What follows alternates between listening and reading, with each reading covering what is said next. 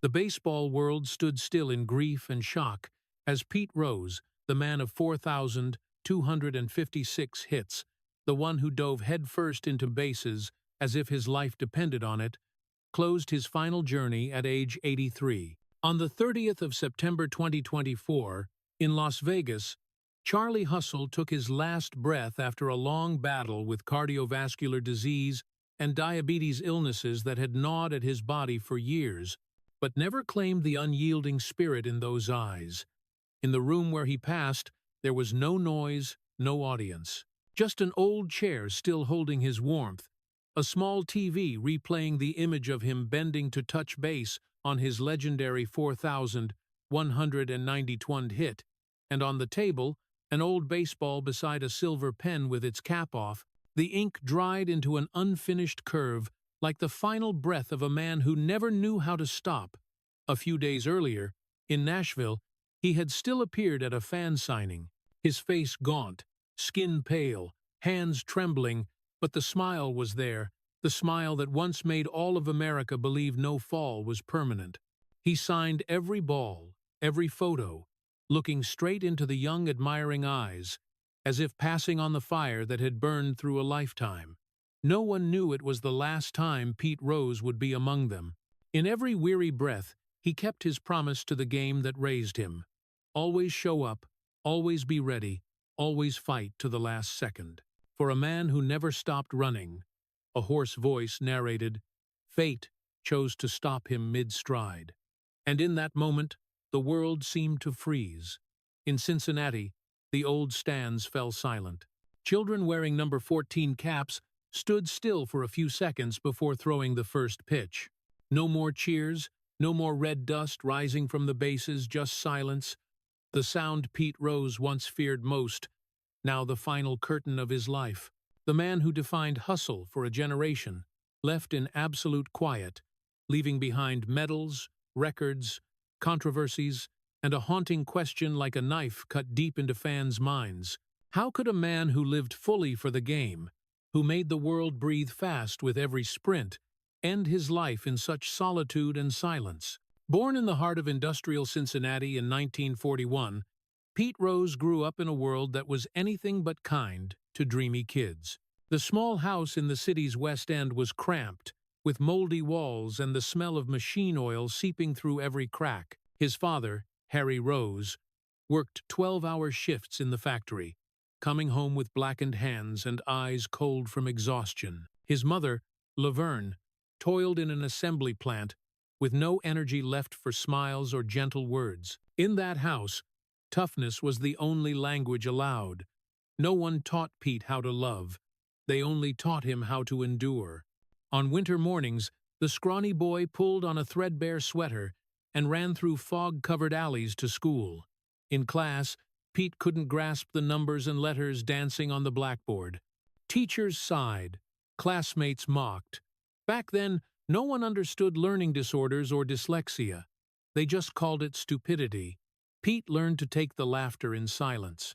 But when the bell rang, he bolted to the yard, picked up a worn baseball, and ran. He ran until his knees bled, until the wind stung his face, until he forgot he was being dismissed. Between the white chalk lines and the red dust rising from the dirt field, he found what the world refused to give him, the feeling of existing. In the smack of ball on glove, he heard his heartbeat.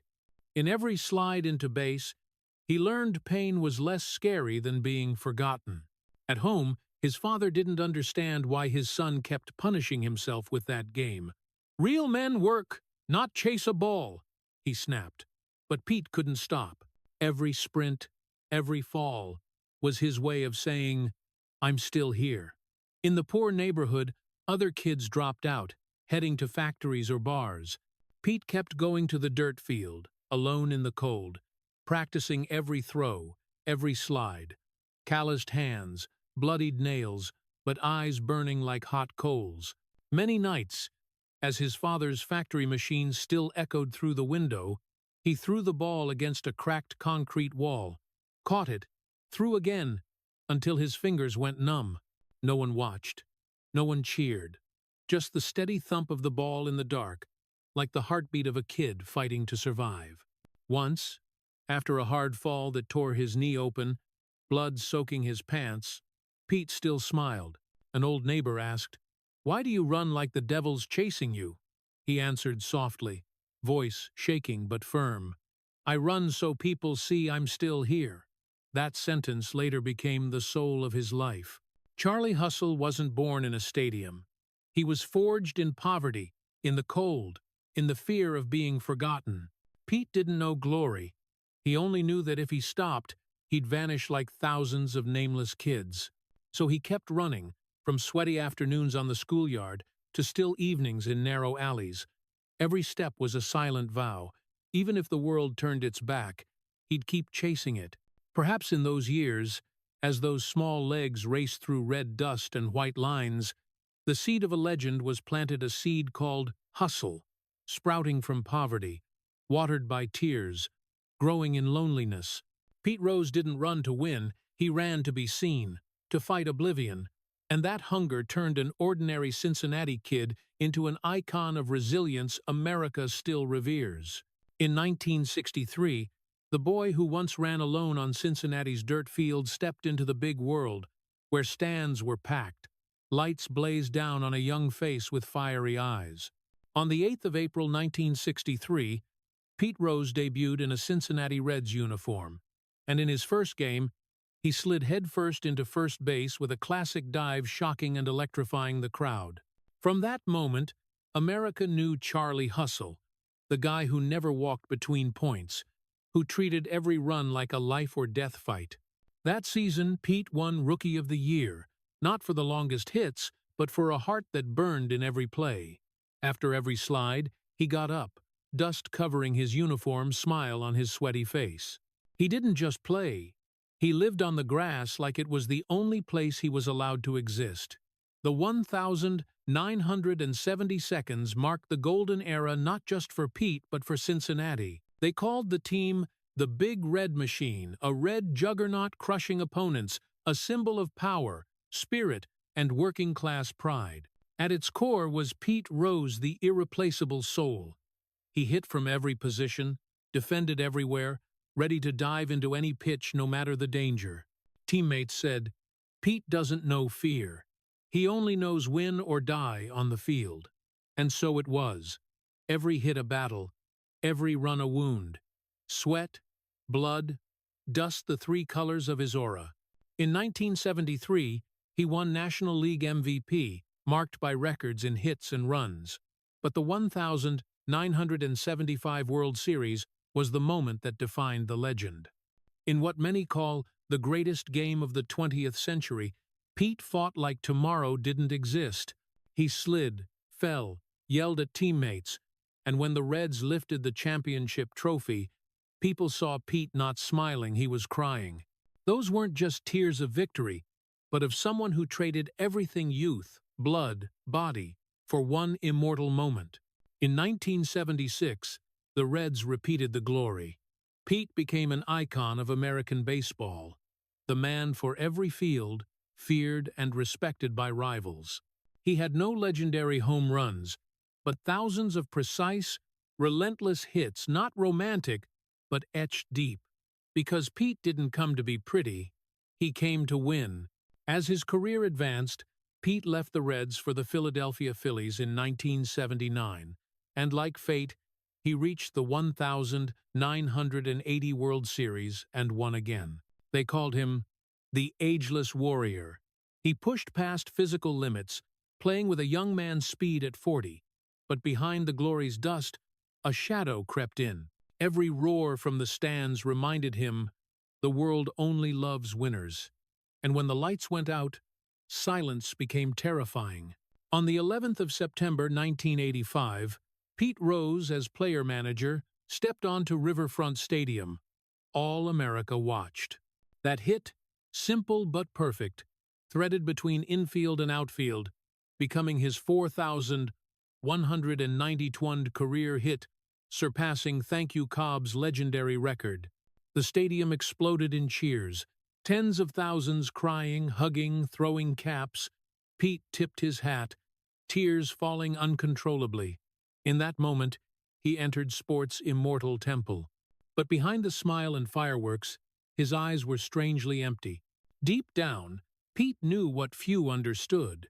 After the peak comes the abyss. When you've reached the top, there's nowhere left to run. In the years after, Pete kept playing, winning, coaching, but joy faded. Every time fans chanted his name, he felt a growing void in his heart. He started seeking other thrills, casual bets at first to kill time, then a habit. He didn't know that was when the darkness quietly crossed the outfield fence, getting closer. Glory, like a curse, began demanding its debt. When night fell after the record celebration, Pete sat alone in the locker room, cold beer in hand, no cheers, no teammates, just the hum of the AC. On the wall, a framed photo of him sliding into base looked alien under dim light. He thought, I've won everything, but I'm losing myself. Outside, the city celebrated, papers praised. But in that room, America's hero heard the first crack of a tragedy that would later swallow his life. And as that night ended, Cincinnati had a new saint, but that saint unknown to all carried a curse. A curse for those who climb too high, with no way back. But no peak lasts forever. In 1989, a storm not from the field but from newspapers hit, tearing apart the immortal image Pete Rose spent a lifetime building. The New York Times ran a chilling headline: Pete Rose under investigation for betting on baseball. And the baseball world, which once hailed him as the saint of effort, turned into a courtroom. America looked at the man once Charlie Hustle with pity and anger. Under hundreds of camera flashes, he bowed his head not to greet fans as always, but to avoid the public's piercing stares. That image, silver hair, weary face, clenched hands became the symbol of the most painful fall in U.S. sports history. The betting allegations weren't just a scandal. They were a betrayal of the sport's soul he swore to honor to his last breath. Investigators found evidence he bet on games including Cincinnati Reds matches he coached. Pete denied it.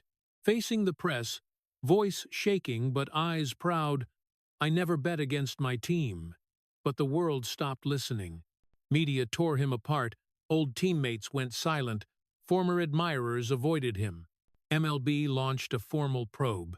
And when the Dowd report came out, cold numbers, evidence, receipts laid it all bare. On the 24th of August 1989, Pete Rose signed an agreement with MLB's committee. He accepted permanent ineligibility, the harshest sentence American sports could give. No Hall of Fame, no return to the field. A lifetime ended with one signature. When announced, cameras panned to his face, red eyes, trembling lips, but trying to stay calm. Outside, hundreds of fans held "Let Pete in" signs and cried like losing family. But inside, Pete sat alone, head down, saying only, I broke my own heart. From legend to outcast. Colleagues who celebrated titles with him now avoided him. TV stations cut contracts. Medals, memories, all shadowed by gambling. Pete tried to defend himself, publishing books, appearing on talk shows, claiming innocence, but the more he spoke, the further the public pulled away. In their eyes, he was no longer a hero but a villain. The man America called a symbol of work and discipline was now seen as someone who sold his soul for meaningless betting numbers. Then in 1990, another blow. Pete was convicted of 2 counts of tax fraud tied to income from signings and horse race betting. He was sentenced to 5 months in federal prison. The image of the king of the diamond, who once wielded a bat like a sword, led away in prison garb, hands cuffed, silenced the world. In photos from that day, his sharp, defiant eyes were gone, only the empty gaze of someone who'd run out of tears. Stepping through the prison gate, Pete bowed his head, whispering, At least I can't fall any lower. The months behind bars were mental hell. He reread papers, watched old footage of himself, then turned off the TV. In a letter to a friend, he wrote, When you're Pete Rose, you're not allowed mistakes, and I made one. Not an excuse, but the sigh of someone facing truth. He could beat any pitch, any injury, but not himself. After release, Pete returned to Las Vegas. No team took him, no station called. He lived on memories and signings. Lines still formed, not just from curiosity, but because they saw something human in his eyes, regret mixed with pride. He signed every ball, every photo, hands shaking but smile steady. A fan said, "When he looks at you, you don't see a villain. You see a man who still believes he deserves forgiveness." But forgiveness wasn't easy. His family fell apart. 2 marriages ended in exhaustion. Grown children carried invisible scars. Dinners in the big house had one empty chair. Pete spoke little, ate irregularly, every night replaying old games. Sometimes, amid past cheers, he muttered, "They still roar, but they don't call my name." The 1,990 seconds dragged like endless winter. Pete tried rebuilding, writing memoirs, begging MLB for a chance, but every door stayed shut. In 2004, after 15 years of denial, he finally admitted in My Prison Without Bars, "I bet on baseball." That confession, meant to free him, came too late. America was used to seeing him as a liar. If he'd told the truth from the start, maybe they'd forgive, a commentator wrote. But Pete had been silent too long, and in that silence, his image faded into a ghost on the stadium he once ruled. The sports world, which worships perfection, never knows how to embrace the fallen. Pete Rose, who made millions of American hearts race, was left behind no honor, no recognition, just the loneliness of someone who'd been on top. He once said, "I'm not afraid of failure. I'm afraid of being forgotten." But that became his fate. One night, an old friend said he saw Pete in a small Las Vegas bar, a TV replaying the 1,975 World Series. On screen, young Pete smiled brightly. The real man just said softly, "I used to be that guy." Then silence. Pete Rose's story isn't just a scandal. It's a classic American tragedy where someone climbs to the top through effort, then pulls himself down with the same pride that took him far. In the game he worshipped, Pete's mistake became a mirror. Heroes can fall, and sometimes the light of glory is the flame that burns the soul. On the last night of that year, as snow fell lightly on Cincinnati roofs, a reporter wrote, "Pete Rose built heaven with calloused hands, but he was the one who locked its doors forever. Las Vegas, the city of lights and exiled souls." In the end, that's where Pete Rose chose to live out his remaining days. No more fields, no more cheers, no more blazing riverfront nights. He drifted to the dry desert like his own breath. By day, he sat in a mall lobby, behind a shaky sign. "Meet Pete Rose, baseball's all-time hit king." Every signature traded for a few dozen dollars, and every ink stroke a cut through memory. Some days he signed over 1,000, smiling at each person, joking, taking photos. But behind the smile, cloudy eyes, the gaze of someone too far from the light. He once said, "I make a living off my past, and the past kills me slowly every day." His rented room was on the city's edge, where neon no longer glowed but reflected on old walls. Walls covered in photos. Young Pete with a radiant face, Pete in teammates' arms, Pete hugging the 1,975 trophy. Each photo a stab and a comfort. On the table, a cracked wooden bat in a glass case, the one from hit 4,000, 192 wiped daily. "It's like me," he told a rare friend. "Broken, but kept because no one can bear to throw it away." Old age brought illness. His heart weakened, breath shorter, every stare a battle. At night, the room held only the hiss of an oxygen tank, the tick of an old clock, the rasp of the AC. Doctors told him no alcohol, less salt, early sleep. Pete just smiled faintly. "I used to breathe clay and live on dust. Now you tell me to fear a little salt?" A joke, but laced with the bitterness of a former strength icon now counting heartbeats to survive the day.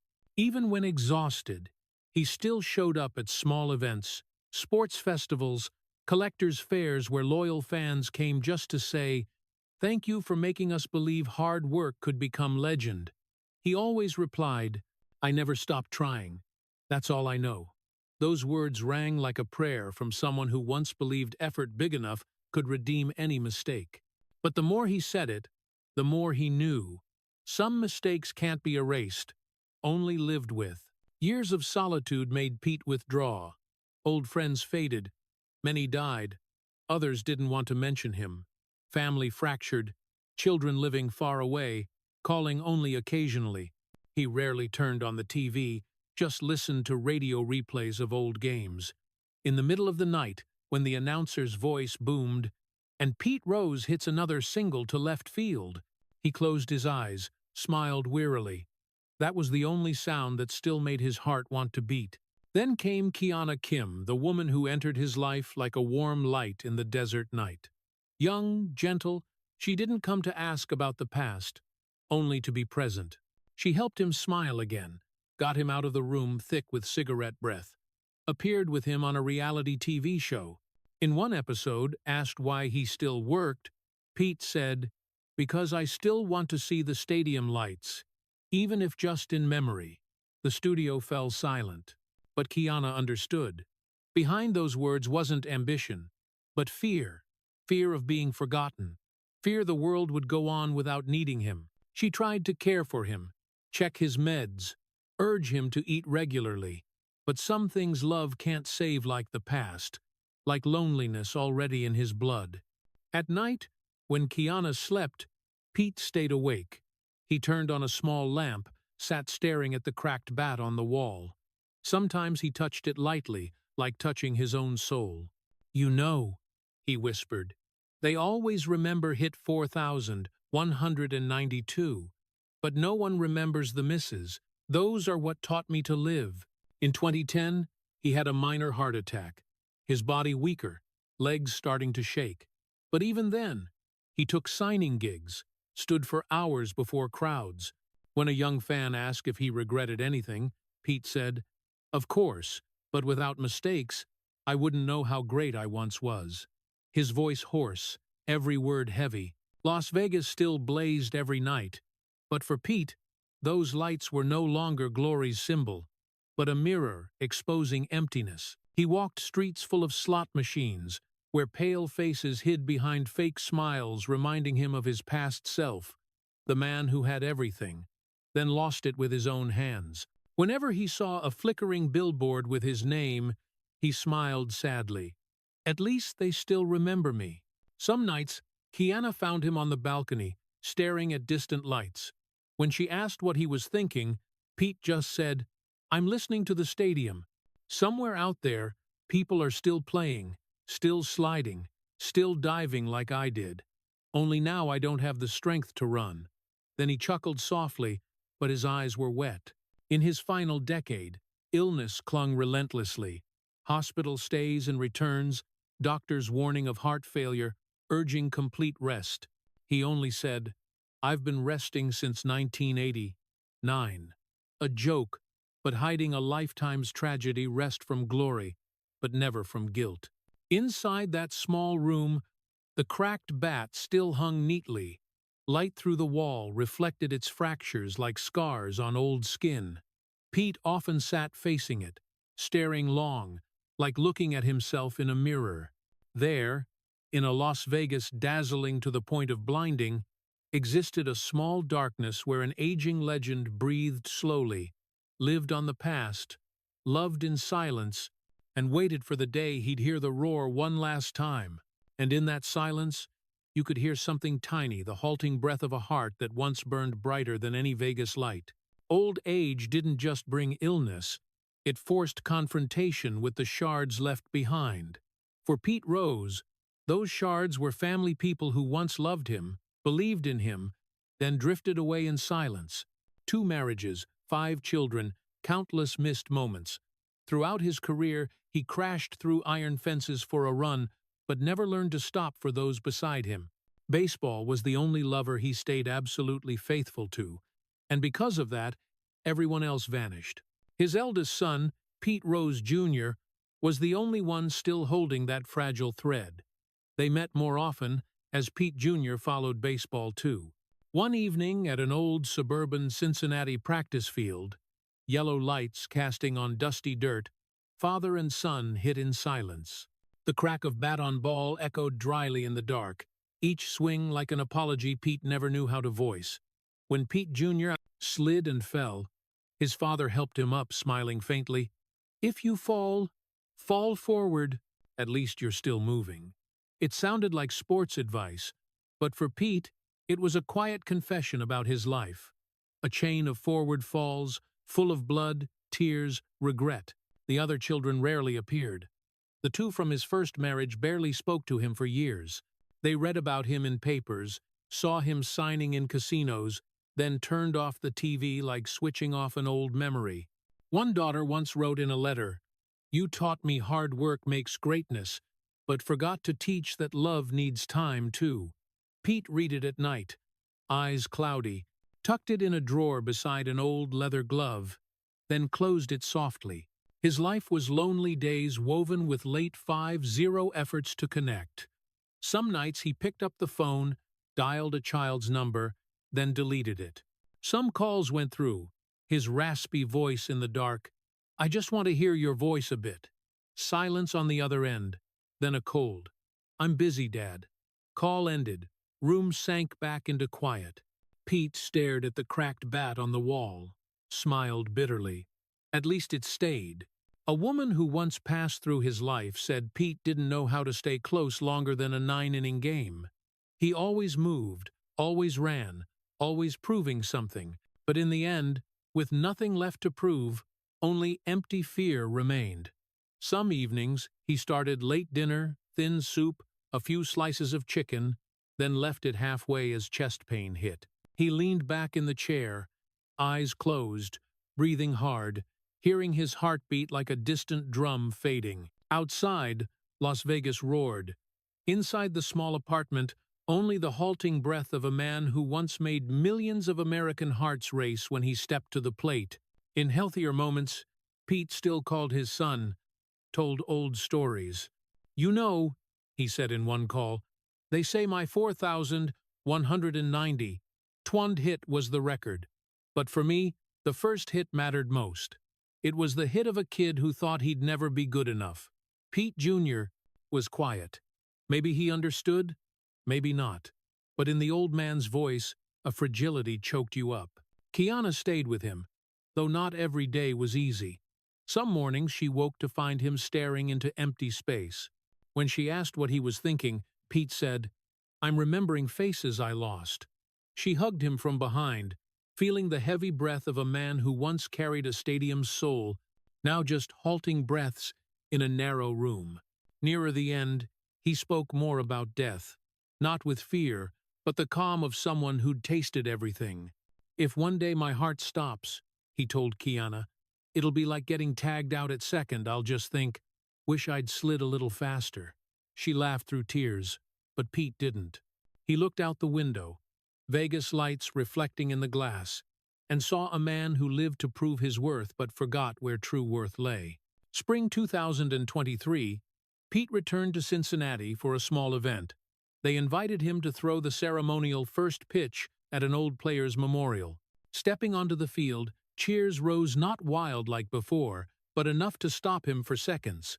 On old ground, he looked around stands, green grass, base dust, all reborn in memory.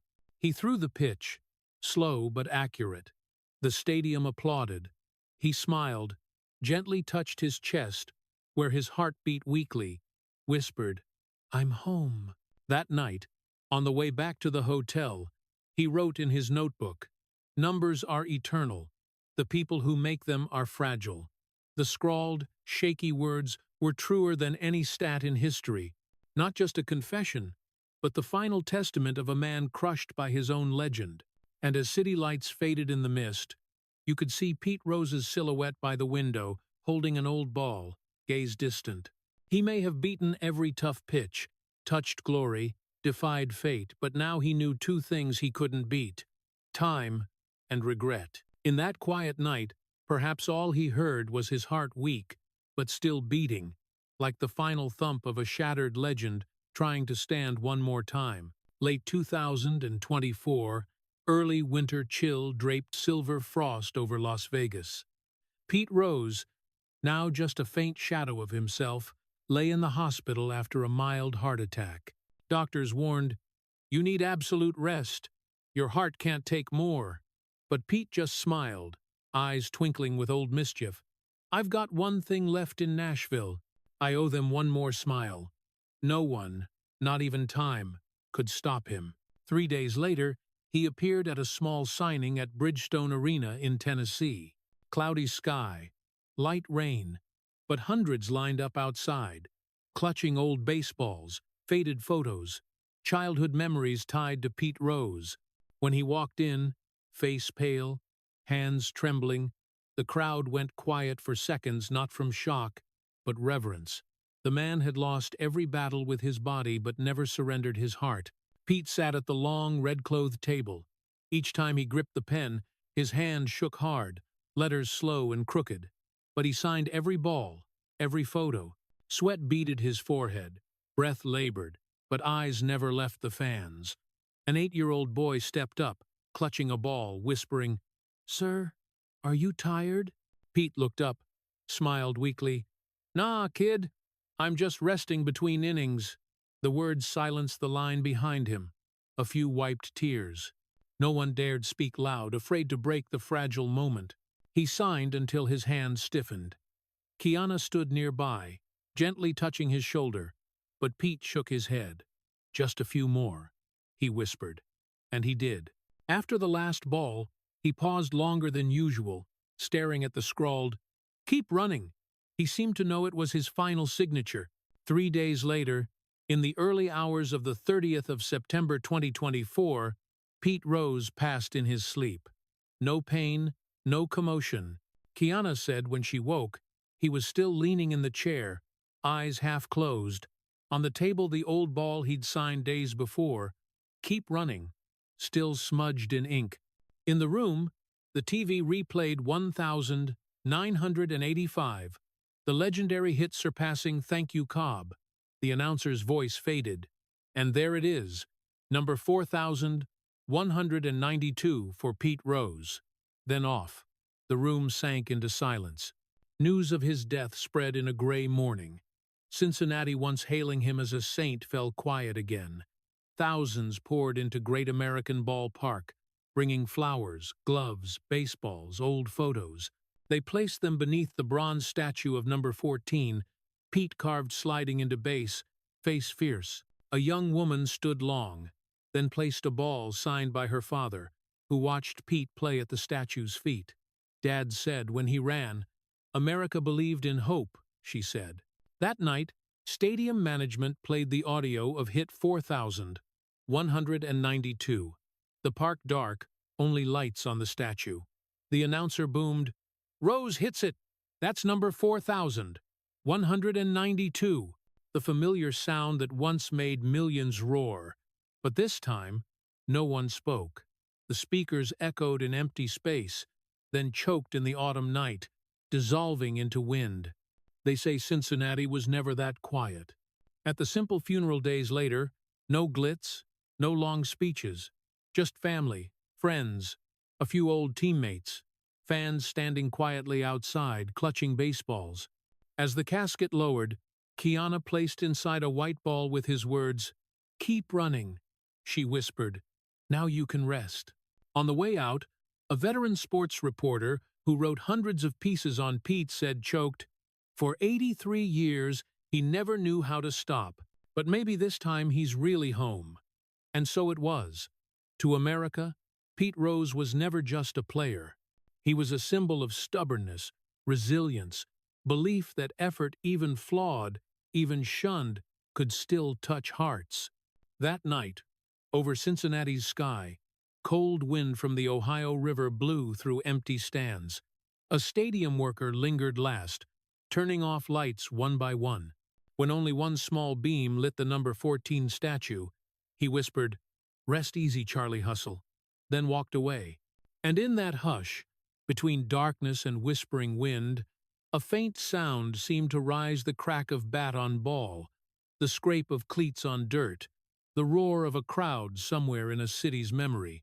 For the first time in 83 years, Charlie Hustle truly stopped at home. Pete Rose's death didn't close a story, it opened a debate that never quiets. In early 2025, as America slowly recovered from shock, his name hit front pages of every major sports paper again. Not for a record, but a question. Does Pete Rose deserve forgiveness? From Cincinnati to New York, ESPN to small sports forums, the country split in two. One side, rules are rules. Anyone who violates the game's sanctity pays forever. They called it absolute integrity, the foundation keeping baseball America's soul alive over a century. But the other side, those who saw Pete slide, cheered hit 4,000. 192 countered, "None of us are perfect. What made Pete great wasn't never erring, but never stopping trying to get up." Debates raged through spring. Experts dug up every story, every apology, every tear from Pete's final interviews. Then, in May 2025, the unthinkable, MLB's committee announced lifting lifetime bans for deceased players, including Pete Rose. The brief 3-paragraph release spread like wildfire. The Cincinnati Enquirer's next morning headline, "He's finally home." At Great American Ballpark, they held a simple but moving memorial. No grand stage, no flowery speeches. Just his family, old teammates, hundreds of kids in Reds caps lined along the baseline. On the big screen, they replayed 1,985 Pete bowing after surpassing "Thank You, Cobb." The stadium fell silent. No cheers, no words. A boy held a scribbled sign, "Even heroes fall." Below, smaller, "But they get up again." As lights dimmed, the MC read Pete's final notebook words found after death. "Numbers are eternal. The people who make them are fragile. But what makes us remembered isn't records, it's how we live after we break." The park sank into a sacred moment. Shame, sorrow, gratitude blending. A child sobbed. An old player touched his heart. And somewhere in the wind, someone whispered, "Welcome home, Charlie." The ceremony ended with a quiet but profound gesture. Young players, one by one, touched their bats to the ground, bowed their heads, then shouted in unison, "Run, Pete, run!" A farewell to the man who spent his life running, not just on the field, but along the lines between mistake and redemption. Soon after, MLB officially announced Pete Rose's name would be engraved once more in the Hall of Fame's honor roll under the section Legends Without Perfection, a small category reserved for those who fell but rose again with rare courage. For America, it was not just belated recognition, but a reminder that true greatness lies not in never erring, but in accepting error and still moving forward. Pete's family was present at the announcement. Kiana sat beside his 3 sons, their faces different, but their eyes shared one thing: pride mixed with tears. When organizers asked if they wished to speak, Kiana stood, voice trembling. "He ran his whole life to get here. Thank you for finally opening the gate." Weeks later, a new statue was erected at the entrance of the Hall of Fame in Cooperstown. Not Pete raising a bat, nor celebrating the record, but sliding headfirst into base, body covered in dust, the moment symbolizing the undying spirit of hustle. Beneath it, his own words were carved, "I'd rather die running than live standing still."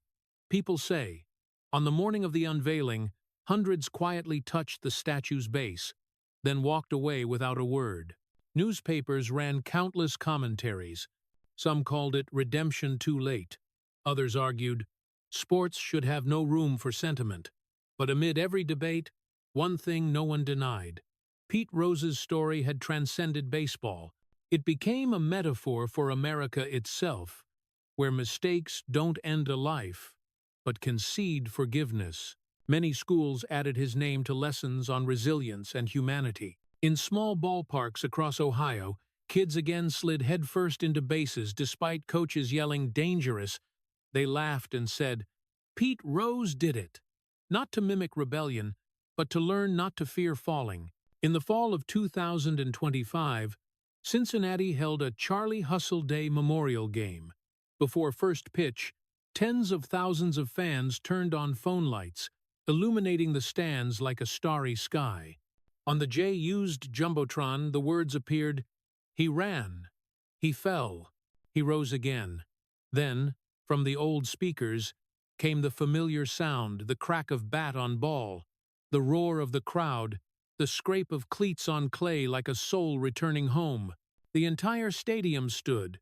No one laughed, no one spoke, just listened in silence, a moment long as eternity. For those who once criticized, that silence was the answer. For those who loved him, it was the most beautiful farewell. Because Pete Rose was finally forgiven, not by MLB decree, but by the hearts of people who cried with him, raged at him, and still loved him. As night fell, Kiana and the children returned to the number 14 monument.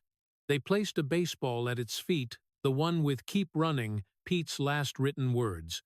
Stadium lights reflected off the bronze, making the statue's eyes seem to glow in the wind. "He's home," Kiana whispered. A small sentence, but it echoed through the quiet like a prayer. Pete Rose's story closed not with applause, but with grateful silence, the silence of a nation that understands every person, even one who erred, can still find the way back. And in that silence, what he left behind was clearer. Not just 4,256 hits, but the belief that redemption is also a form of victory. Years later, when his name is mentioned, people no longer speak bitterly. They smile, sometimes choked. He was Pete Rose, the man who taught us falling isn't scary. Stopping is the real tragedy, because in the end, everything he did, run, fall, get up, run again, wasn't just an athlete's journey, but a microcosm of a nation that still believes in second chances. And if you listen closely, among the darkened stands, in Cincinnati's autumn wind, you can still hear a faint, distant sound, the crack of bat on ball, clay flying, long slides, gasping breath, and then the roar of the past, echoing forever. Listen, because among the stands sunk in darkness, the bat still cracks the sound of a man who fell but chose to run. We mourn a legend gone, but the grief stings deeper when recalling the haunting small details. Las Vegas nights with only the hiss of an oxygen tank, the room hanging a cracked bat like a revered scar, the TV still showing hit number 4,192, while the real man whispered, "I used to be that guy." Late September 2024, despite doctors' warnings, he flew to Nashville, offered a thin smile to a silent line, wrote trembling signatures, and left his final message on a ball: "Keep running." That wasn't just a slogan, it was Charlie Hustle's spiritual will to America, a country raised on sweat, mistakes, and second chances. We ache because he paid dearly for pride. 1,989 collapse, 1,990 cuffed hands, empty dinner chairs, late-night calls begging forgiveness. But we must honor that he never fled, kept standing under neon to face the public, to give one more smile to fans. When MLB in May 2025 lifted the ban on the deceased, the memorial at Great American Ballpark revealed the core of American culture. The tension between absolute integrity and final redemption can be resolved by honest memory and compassion. The lesson for us citizens, parents, teachers, is to live like a head-first slide, dare to pay the price, own the responsibility, and rise in the right direction. Honor labor's grit, 4,256 hits, face mistakes without evasion, maintain self-discipline, never gamble on what you love, and forgive with principle, because among the darkened stands, the bat still cracks, the sound of a man who fell but chose to run, and that's how America keeps moving forward. If you believe Pete Rose's Keep Running spirit deserves to live forever in America's heart, please subscribe to the channel so we can continue telling stories of resilience, redemption, and unquenchable faith. Thank you for joining us to the end of this journey. See you in the next video, where fallen legends still teach us how to stand up and keep running.